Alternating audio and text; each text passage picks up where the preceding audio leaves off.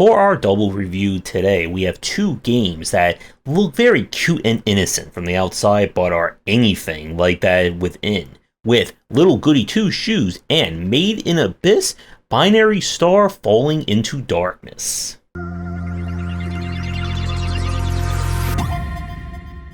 Little Goody Two Shoes is a visual novel meets survival horror style game. As Elise, we are trying to survive in a lovely little village, just go about our days, eat pretzels, and try and date some of the eligible bachelorettes. However, when a mysterious force seems to be coming in and willing to grant her every wish and desire at some unknown cost, strange things begin to happen to the village and to her. Will she make it through the end of the week? Will she complete all of her jobs? And will she find love? Well, that's going to be up to you to decide. Little Goody Two Shoes plays out over a week of in-game time, with each day split into different periods. This will affect what events are available, who you can talk to, etc, etc. During the day, your job is to figure out what you want to do in terms of the different ladies you want to meet, as well as what jobs. And the jobs come in the form of these various mini-games. All the mini-games are done in this aesthetic of an old school arcade cabinet. And the aesthetics overall of Little Goody Two Shoes is phenomenal.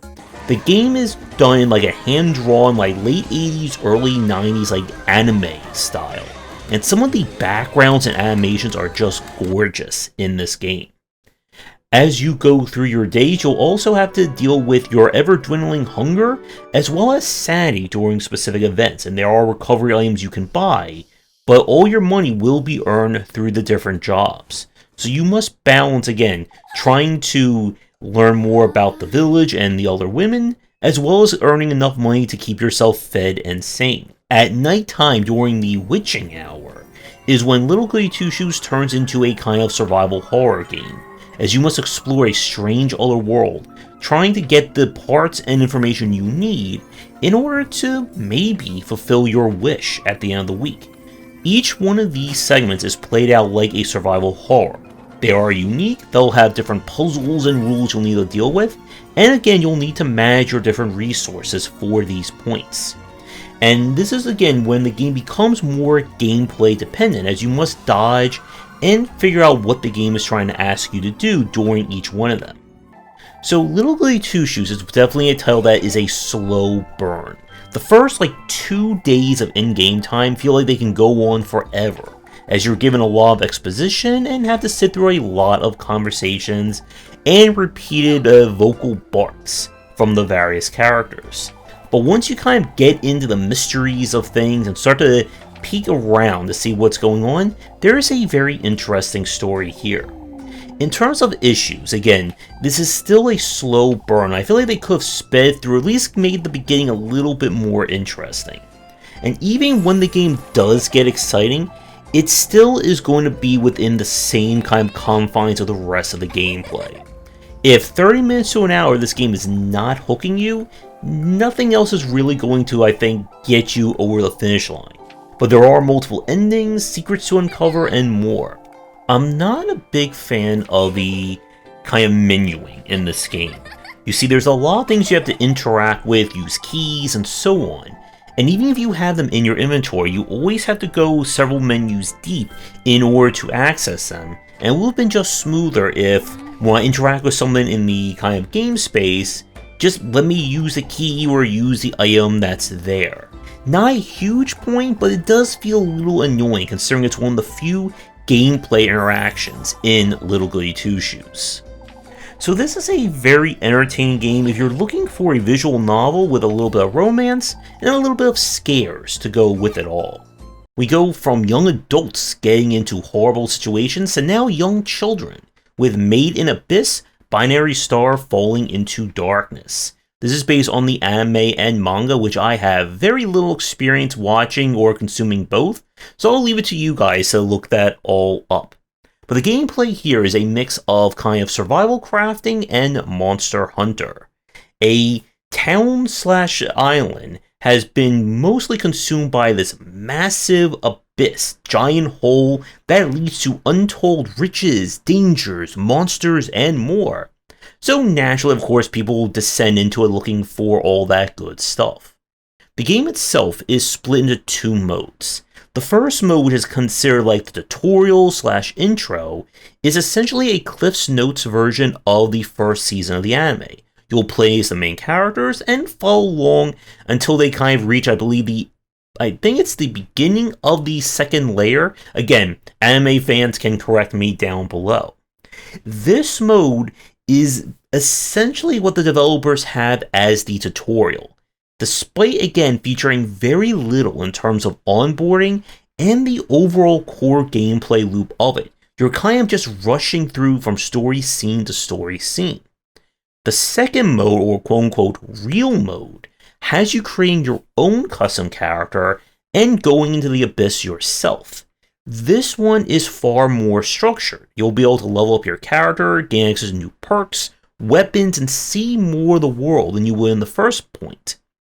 There's one downside. There is almost no tutorial or onboarding in it. It doesn't even tell you kind of the main gimmick of this world, which is that there's a curse in the abyss. Anytime you climb up, it makes your character weaker. So you have to keep climbing down or climb up slowly. None of that is mentioned if you start the second mode right from the beginning, despite the fact that the second mode has more structure to it in terms of progression and exploration. In terms of the gameplay itself, again, you're going to find a mix of kind of the third-person action of Monster Hunter with the likes of a survival crafter. You'll need to bring items, resources, and food into the dungeon or into the abyss with you, because your characters are going to be constantly running out of hunger or gaining hunger, especially when they move from one zone to the next. And make sure to bring lots and lots of salt, as you'll need to prepare better food. As you complete the various objectives, your character will level up. This will allow you to gain better perks, unlock new crafting formulas, and so on. At specific points in the mode, you will get promoted in terms of your whistle / rank, which will unlock more dangers, more leveling up, etc., etc. And there is certainly a lot to this game, especially, again, if you're focusing on the main gameplay mode. The problem, or the first big problem, is that the presentation, speaking of this game, is terrible. If you just play this for the anime story side of things, you're going to get very little in terms of gameplay. It just, again, follows a very rough or quick version of that, and you're not even going to really be able to see more of the progression side of things. But if you jump directly into the second mode, if you don't have like guidance or a guide near you, you're going to be given nothing in terms of how you play the game, what you should be doing, what are the rules, and then you're going to be frustrated like that.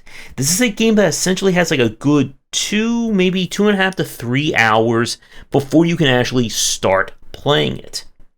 The GUI and UX of it is a little bit awkward as well. It kind of goes with that same kind of have a equipment wheel of Monster Hunter that you can quickly cycle through items and resources once you put it on, but it can be a little cumbersome at the start just to kind of go through the various menus.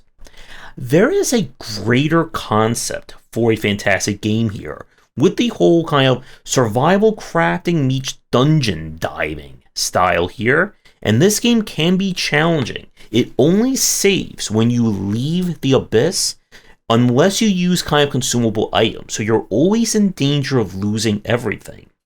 If there was a little bit more done in terms of onboarding and a little bit with more of the depth of these systems, this whole game could have been a phenomenal take.